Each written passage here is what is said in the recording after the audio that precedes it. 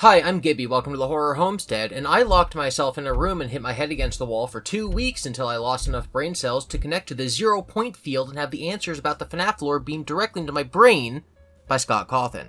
It's like osmosis. If I have no brain cell and he has one brain cell, eventually it has to move into mine. The path of least brain cell resistance. So, finally, in this video, I'm going to explain what Secret of the Mimic means for the overall FNAF timeline. And, no clickbait, how it recontextualizes everything. Before watching this video, make sure you understand Dave Afton, Arcade Theory, Loot Victim, Memory Victim, Fazberger, Remnant Plex, the entire story of FNAF, and have watched my previous videos. You got it? No? Okay. Real quick summaries. Dave Afton is a proposed solution to the Foxy Grid puzzle in the security logbook. He wasn't the first, but Hyperdroid solved that the crying child's name is Dave. He took the previously popular solution, Evan, for which the method of getting the letter N was always flawed, and got D instead with a very consistent method of finding coordinates, getting EVAD across from a mirror, of course reflecting it back to the name Dave. The two names in the book are Dave and Cassidy, the crying child and the golden Freddy 5th MCI kid. There's been some debate about this method's legitimacy, but I think that Secret of the Mimic definitely puts that to rest. David Murray, like the crying child and Gregory before him, is a young boy with a striped shirt. Like Crying Child, he is a best friend plush animal, dies in an accident on his birthday, his father who works for Fazberger tries to rebuild him. The idea that David Murray would share his name with the 5th MCI kid instead of the crying child is kinda silly. And while I and many theorists have looked into it, it seems unlikely that the Dave persona in the logbook is David Murray. There's two Davids, an Afton and a Murray, with similar pasts. That's the Dave Afton theory. In my 9-hour video about Five Nights at Freddy's, I created a theory called Arcade Theory. If you haven't seen that video or don't want to, it's expanded on in this shorter video as well. The main idea is that the lore minigames in FNAF are in-universe, diegetic video games that actually occur at some point along the timeline. Mangle's Quest is a real arcade game in-universe. The minigame we play, called Mangle's Quest, is likely that real game, but with the presence of a spirit or a soul in the game. This is explained to us in FNAF World with the quote, "Everything that happens out there has an effect here." Real-world agony infects video game circuit boards the same way it infects the processors of animatronics. And video games are connected to one another by the flip side, that's FNAF World's world, which is some sort of hub of all video games, but also the spirit world. Take Cake to the Children is a real video game, but the agony of Charlie being murdered outside alters the game. Henry physically shows us this in FNAF 6. Crying Child's life echoed into the flip side, and thus the FNAF 4 minigames were created as an imprint of that echo. The FNAF 4 minigames aren't games you can buy in a store, but they're a digital record of real events on a map contained on the flip side. Secret of the Mimic continues to reinforce this idea. Moon, or moon.exe, is an era-appropriate parser-based graphical adventure game, but when Arnold inserts items that contain agony into the computer system in the costume manner, those items appear in the game. Their agony has entered into the game because agony can ripple into video games, because everything that happens out there has an effect in here. The items aren't in the system until Arnold finds them in the real world. That's Arcade Theory, and it got a thumbs up from Secret of the Mimic. Loop Victim is a theory created by FNAFology that can either replace or run alongside Arcade Theory. Both state that the FNAF 4 minigame that we play through is not something that literally happened in 1983. But instead is a mixture of what happened, infused with anachronistic elements likely caused by agony. So while Arcade Theory would say that Toy Chica is missing her beak in FNAF 4 because the game FNAF 4 was created in 2015, Loop Victim is the idea that the FNAF 4 minigames are the memories of the crying child. He's constantly reliving that week over and over, looping for decades. And that as things change in the real world, they change in his memories too. When his sister died, she vanished from the week. When Toy Chica took off her beak in 1987, her beak fell off the toy in the memory. So we're not seeing literal depictions of 1983, we're seeing memories of events that happened in 1983 further along in the timeline. Secret of the Mimic contains its own strange cryptic minigame, Moon, which almost seems like a loop as well. The protagonist of the minigame is unable to continue until Arnold in the real world finds collectibles. They loop failure states, continually being sent to bed, until things happen in the real world that allow them to reach a desirable ending. And that's Loop Victim, and it gets a thumbs up from Secret of the Mimic. Although keep in mind, everything I just said about Secret of the Mimic is not something the FNAFology said, it's something I'm saying using Loop Victim and applying it to Secret of the Mimic. Memory Victim is a counter-theory to Arcade Theory and Loop Victim. It's a theory put forward by a deleted user on Reddit. Years later, Unwither Truth and T-Dreads would come up with the same idea via parallel thinking, and name it God Victim. It states that the crying child did actually see things like Mangle and Toy Chica missing her beak in 1983, and that because of the way he died, he somehow gained the ability to influence future events like a god. And so the reason that kids tear Mangle apart, and that Toy Chica takes off her beak, is because the crying child is influencing these events with his godlike powers, and basing them off of his memory. This is basically the reverse of MatPat's infamous dream theory. It's not that the crying child saw these things and then dreamed it, it's that the crying child saw these things and then made them real.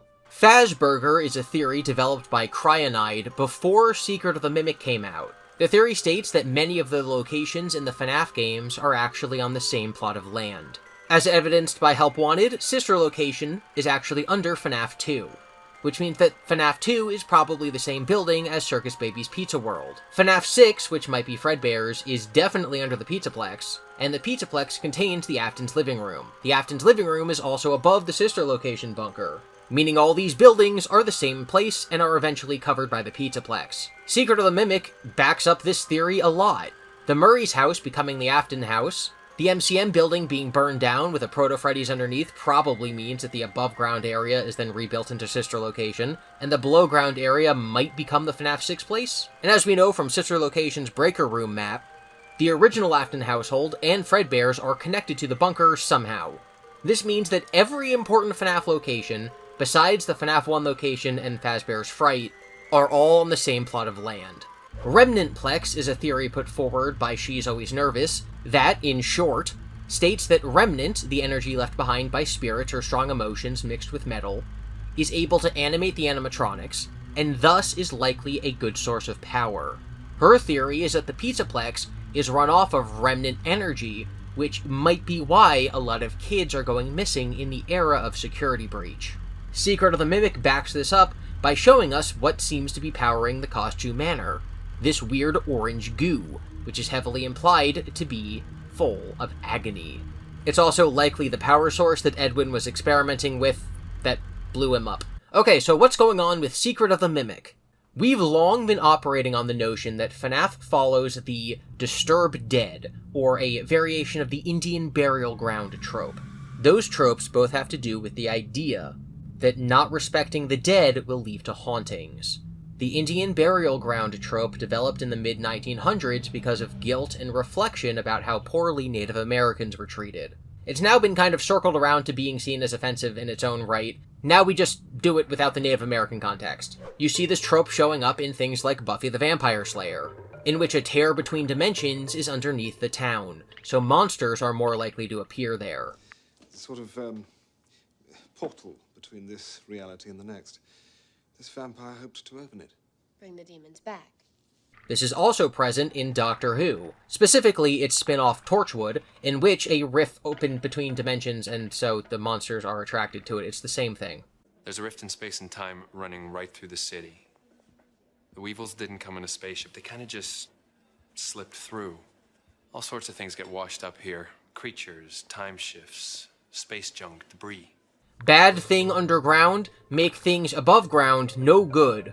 The bodies of the MCI kids haven't been laid to rest, so they haunt the animatronics. The savagery of the murders, combined with the innocence of the children, creates vengeful entities that want revenge on the killer. These are very common tropes, and explain why so much violence happens at Freddy's, and also explains how things like the paper plate dolls moving and the posters changing occurs. The building is haunted.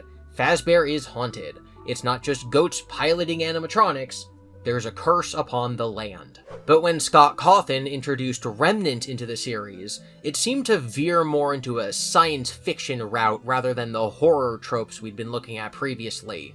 Now when someone dies, they can leave behind soulness that can be put into a robot and melted down into soul juice. This was later remystified with agony, which is more like a field of curseness, more akin to what we were talking about previously. Dark emotions can cause bad things to inexplicably happen like magic. But FNAF has always been the marriage of cursed spirits, or ghosts, or haunting, or whatever, with technology. The Fazbear Fright books introduced the concept of the 0-point field, which is a real-world belief that human thoughts and intention can manipulate subatomic particles in such a way that a strong enough thought can do something as complicated as manipulating real-world items or even other people's thoughts. It's not super important how it works, but it's canon that there's a psychic link between people and computers, which is basically what the FNAF 3 Phantom animatronics are. Mike's bad memories are being projected to him because of the combined agony of all the electronics within the FNAF 3 location. Thanks, books. I do genuinely think that this was in Scott's brain the entire time. He just used the books to explain the lore, and now people are mad. So the question is there something underground in FNAF, perhaps underneath the lot of land that contains basically every important location in the franchise, that is a mixture between spirit and technology that could be influencing events of the series, thus making things that look like coincidences not actually coincidences, but instead the intention of some sort of godly force? Well, yeah, there is. Thanks, Secret of the Mimic. F10N4, a supercomputer that houses Fiona Murray's spirit remnant agony, is underneath everything else in the FNAF series. At the end of Secret of the Mimic, she enters standby mode. F10 has been the real FNAF dreamer all along, as the things that she processes while she's asleep seep out into the real world. I'm positing that FNAF World, the flip side, whatever, is processed or held or run on the F10 computer. The spirits use her as the central hub, and every electronic device in the franchise is connected to her. You know the storyteller tree from Tales from the Pizzaplex? The AI that's plugged into every single piece of technology in the Pizzaplex that they feed information and stories into, that it then regurgitates back out like ChatGPT, that causes animatronics and computers to go haywire because it's in control of everything. You know that element from the non-canon books? Fiona is that. So these are just like, this to me is very clearly screaming like Fiona wires of, like look at it, they don't even exist. But they're still digital wires that are white and black in the digital world. Yeah, I genuinely think that she's connected to every single piece of technology. But she starts her control from the earliest moment in the franchise. She's doing this in the 1970s. And instead of taking stories and remixing them into other stories, she's taking real events and remixing them back into reality. Why is crying child Afton named Dave? Because all Fiona can think about is remaking David. So when Dave is born a few months after David's death, William is compelled to name him David. She's inspired him through the 0-point field. Why does Dave Afton die on his birthday? Because David Murray died on his birthday, and it's all Fiona can think about. He doesn't pop like a grape, but when the circumstances are just right and his fate is placed in the hands of a piece of technology that's in tune with Fiona, it malfunctions in a way that leads to his death. But as more and more kids die and more data and agony are entered into her system, other things start to echo as well. Jeremy, the guy working on the Help Wanted video game, cuts his face off in a paper cutter as an echo of Jeremy, the FNAF 2 guard, who is the victim of the Bite of 87. The Mimic desired to stuff things into suits. This echoes into William stuffing kids into suits. The animatronics stuffing you into a suit. Mike being put into a Springlock suit in Sister Location. Deadeye Roxy, a gun-slinging cowboy who's a Deadeye, which means you're good at shooting, loses her eyes in Security Breach. Fredbear bites Dave's head. Glamrock Freddy becomes only a head. Mike jump scares Dave as Foxy. The only canonical jump scare in the series is Foxy attacking Mike. So Fiona, underground, connected to everything, inspires the name Dave Afton. Inspires the coincidence of Dave's death. Inspires William to obsess over putting him back together, the way that she wanted Edwin to put David back together. Dave's memories are entered into Fiona's system. William kills Charlie. Charlie's memories and agony enter into Fiona's system. William wants to start a Remnant. Elizabeth is killed. Elizabeth's memories and agony enter into Fiona's system. William kills the MCI kids. Their memories and agony enter into Fiona's system. Charlie wants to help the kids. It's in her nature, so she helps the kids haunt their animatronics. In Give Gifts, Give Life, she puts masks on them. This is something we'd previously seen Fiona do, handing out a mask to the player of moon.exe, thinking that taking on a persona will lead to possession. After the MCI, William is arrested but then let go. Freddy's closes down. It reopens as FNAF 2. The bite of 83 is echoed into the bite of 87. William goes back to the MCI location and gets spring-locked, trapped behind a wall in his Bonnie costume. This will be echoed decades later as Glamrock Bonnie lays destroyed, behind a secret wall, watched on by 4... I don't know what these things are canonically called. We call them Pats, thanks Dawko. Fazbear's Fright burns in an accidental electric fire, hopefully killing off Afton once and for all. A coincidence that this is how Fiona died? I think not! FNAF 6 happens, everyone burns to death. This adds Mike, Henry, and William's memories into Fiona. In UCN, we see Mike's memories echoed in the Bear of Vengeance cutscenes, and William's data is now entered into the system. We learn about him through Toy Chica's high school years. Toy Chica is William Afton. Fazbear Entertainment comes back, scans circuit boards, allowing for the memory of Afton to corrupt Help Wanted. The Pizzaplex is constructed, giving Fiona an insane amount of power. She wakes up out of standby mode for the first time in decades, and puts the current plot of the franchise into motion. Glitch Trap brainwashes Vanessa, probably to make her another Elizabeth. Fiona brainwashes Gregory, probably to make him another David. And then the third of this trio arrives.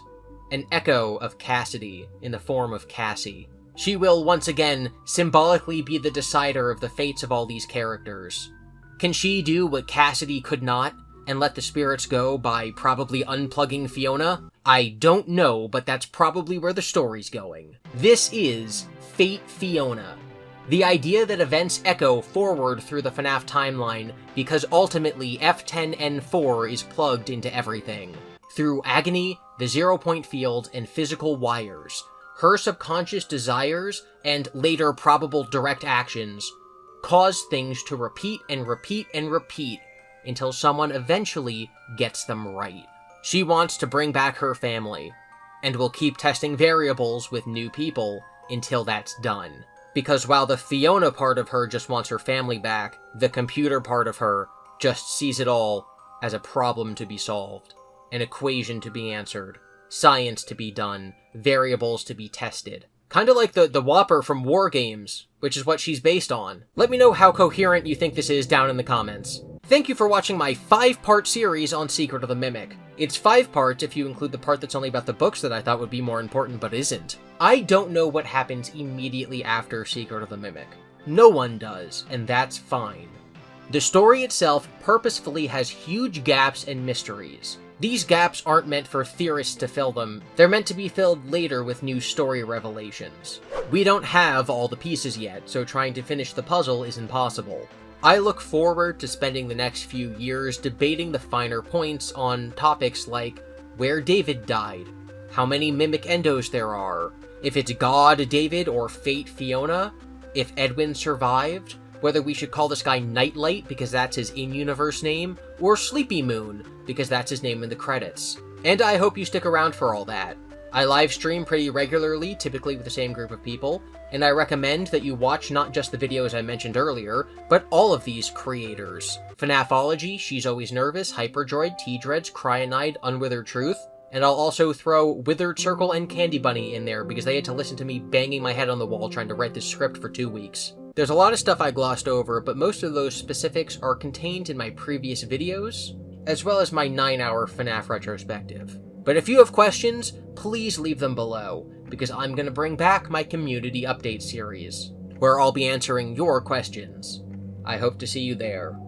Be sure to be nice to each other in the comments, consider supporting creators you admire, never lose sight of the things that are important to you, and remember that Freddy's stands for Friendly, Respectful Engagement, Discussion, and Discourse Yield Success.